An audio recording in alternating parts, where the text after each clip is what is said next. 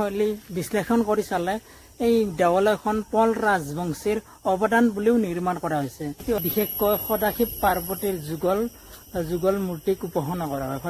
অসমৰ আন কোনো মঠ মন্দিৰত চাগে ইমানবোৰ নাপাব। ইয়াতো থকাখিনিতো ইয়াত আছে আৰু শিলত কটা ভাস্কৰ্য বা কিছুমান ভগৱানৰ মূৰ্তি হওক, কিছুমান মূৰ্তি ইয়াতে এটা মিউজিয়াম আছে তলত, তাত সংৰক্ষণ কৰি থোৱা আছে।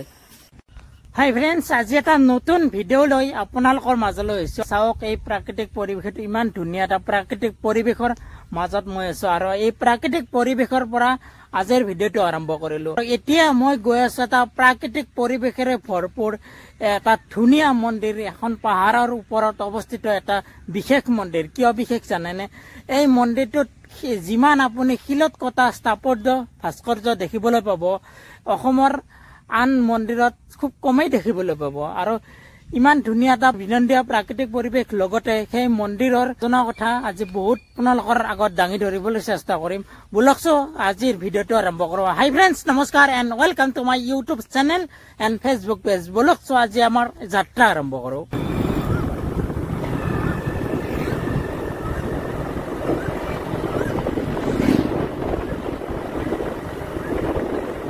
নদী আছে আৰু এই নদীটোৰ দলঙৰ ওপৰত আছো আৰু নদীটোৰ এটা প্ৰাকৃতিক সৌন্দৰ্য উপভোগ কৰি আছো আৰু ইয়াৰ পৰাই এনেকে গৈ পাহাৰত উঠি যাম।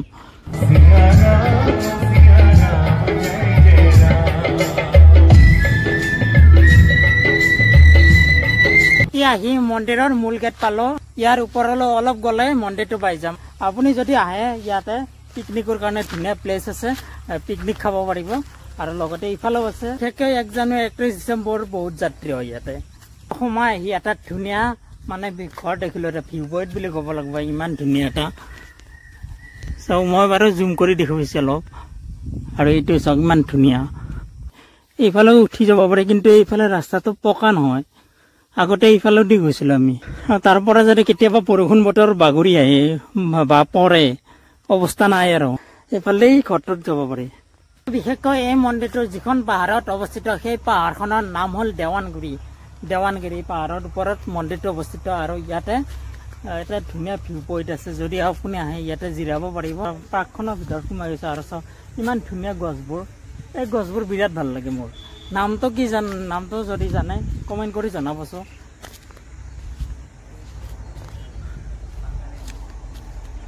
যেন গছডাল সজাই থৈছে এনেকুৱা লাগিছে, ইমান ধুনীয়া গছ। এইটো ভিউ পইণ্ট। ইয়াতে ধুনীয়াকৈ যদি আহে, ইয়াতে জিৰাব পাৰিব। তলৰ পৰা এনেকৈ ওপৰলৈ উঠি আহিলো আৰু অলপ যাব লাগিব, এইফালে চিৰি বগাই যাব লাগিব। খোজকাঢ়ি আহি এইবাৰ আৰম্ভ হ'ল চিৰি, আৰু ইয়াৰ ওপৰলৈ গৈ আছো ৰ'ব।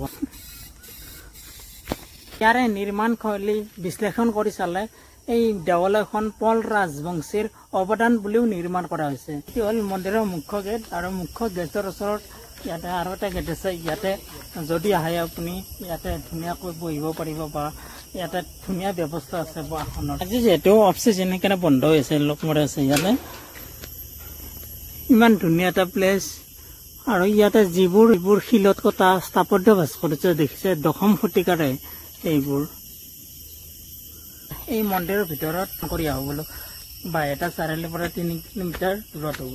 সোমাই এটা ধুনীয়া বস্তু, মানে ফেভাৰেট বস্তু দেখিলো। আৰু ইফালে চাব ইমান ধুনীয়া জাম পৰি আছে, এটা জাম খাই লওঁ ৰ'ব। এইটো দেখিছে, এইটো মজা লাগিছে জামটো। ইয়াৰ ওচৰতে এটা মন্দিৰ আছে।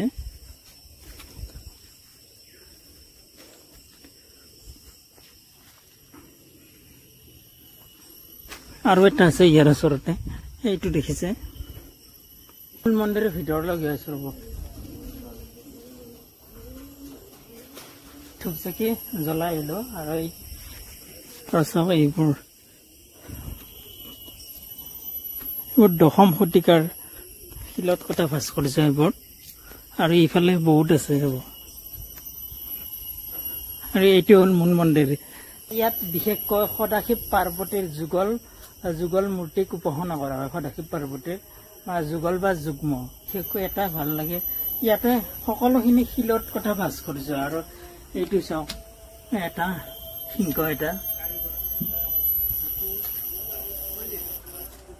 আৰু এইফালে চব শিলত কটা ভাস্কৰ্য এইফালে ইয়াতে ইমানবোৰ ভাস্কৰ্য আছে যে শিলত কটা অসমৰ আন কোনো মঠ মন্দিৰত চাগে ইমানবোৰ নাপাব ইয়াতো থকাখিনিতো ইয়াত আছে আৰু শিলত কটা ভাস্কৰ্য বা কিছুমান ভগৱানৰ মূৰ্তি হওক কিছুমান মূৰ্তি ইয়াতে এটা মিউজিয়াম আছে তলত তাত সংৰক্ষণ কৰি থোৱা আছে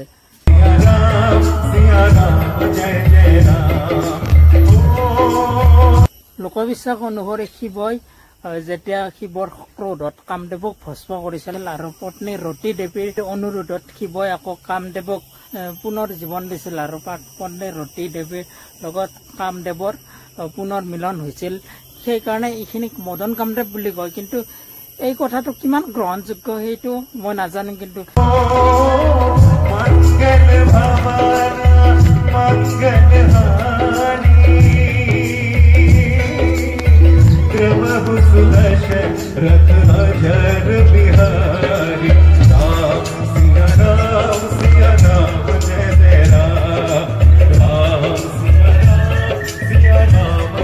এই মন্দিৰটোৰ লগত মোৰ এটা জাৰ্ণি বুলি ক'ব লাগিব এটা এই মন্দিৰটো ফাৰ্ষ্ট ভ্লগিং ইয়াতে কৰিছিলো তেতিয়া মানে মই ভ্লগ যে কৰিব পাৰিম মানে মোৰ কনফিডেন্স নাছিল জাষ্ট বেকৰ পৰা এটা ভিডিঅ' বনাই আপলোড কৰিছিলো আৰু তেতিয়াৰ পৰা মই ইউটিউবত জাৰ্ণি কৰিছো মন্দিৰটোৰ লগত মোৰ কিছুমান কথা আছে মই কেতিয়াবা আপোনালোকক জনাম দিয়কচোন মোৰ পাৰ্চনেল কথা আৰু যেতিয়া 1 জানুৱাৰী হৈছিল আৰু তেতিয়া কোনোবা মানুহৰ কাৰণে কিবা চেঞ্জ হৈ যায় সেনেকুৱা হৈছিল মোৰ তেতিয়াৰ পৰা জাৰ্ণিটো আৰম্ভ কৰিছো আৰু এতিয়াও মই এই জাৰ্ণিটো কৰি আছো আপোনালোকৰ মৰম আৰু আশীৰ্বাদত আৰু অনাগত দিনত নিশ্চয় আপোনালোকে মোক অধিক মৰম দিব আৰু আশীৰ্বাদ দিব আপোনালোকৰ মৰম আৰু আশীৰ্বাদ পালে অধিক আগুৱাই যাব পাৰিম আৰু আপোনালোকৰ কাৰণে কিবা এটা কৰাৰ চেষ্টা কৰিছো আপোনালোকক কি দিব পাৰিছো কিন্তু সেইটো মোৰ কনফিডেন্স নাই যে আপোনালোকে যে মোক বহুত কিবা কিবি দিছে সেইটো মই জানো কাৰণ আপোনালোকৰ কাৰণে মই আজি থিয় হ'ব পাৰিছো বা দুই এষাৰ আপোনালোকক কথা ক'ব পাৰিছো সেইটো সুযোগ আপোনালোকে দিছে